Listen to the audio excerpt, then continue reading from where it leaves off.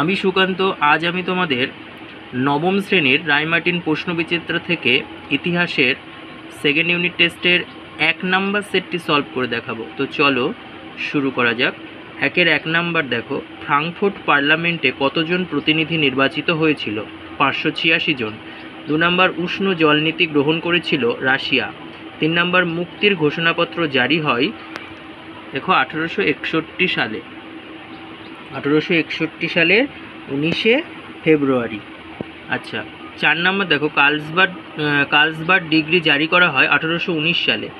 5 number, উন্নত মানের কাপড় বোনার যন্ত্র হচ্ছে উড়ন্ত মাকু।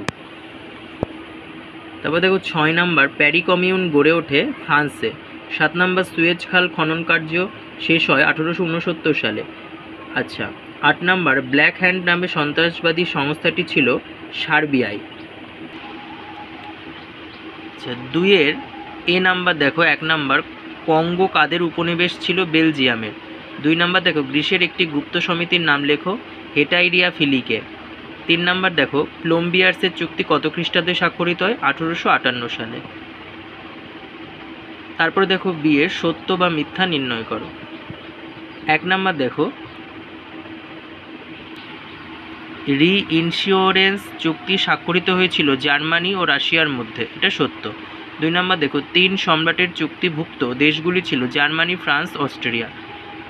এটা দেখো মিথ্যা, এটা হবে জার্মানি, রাশিয়া ও অস্ট্রিয়া।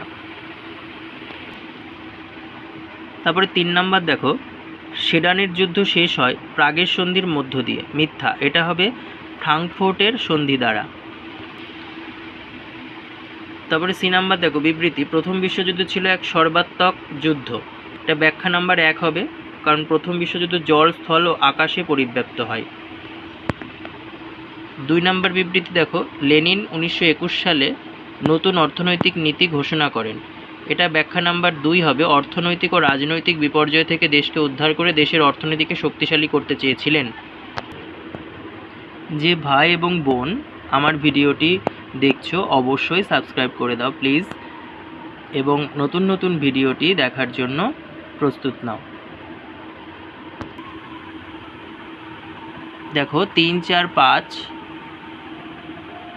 এই প্রশ্নগুলো রায়মার্টিন সহায়িকা বই থেকে পৃষ্ঠা নাম্বার দিয়ে দিলাম, এগুলো দেখে নাও এবং তোমাদের বইয়ে তোমরা পাশে পৃষ্ঠা নম্বরটা লিখে নাও, তাহলে তোমাদের পড়ার সময় অনেকটাই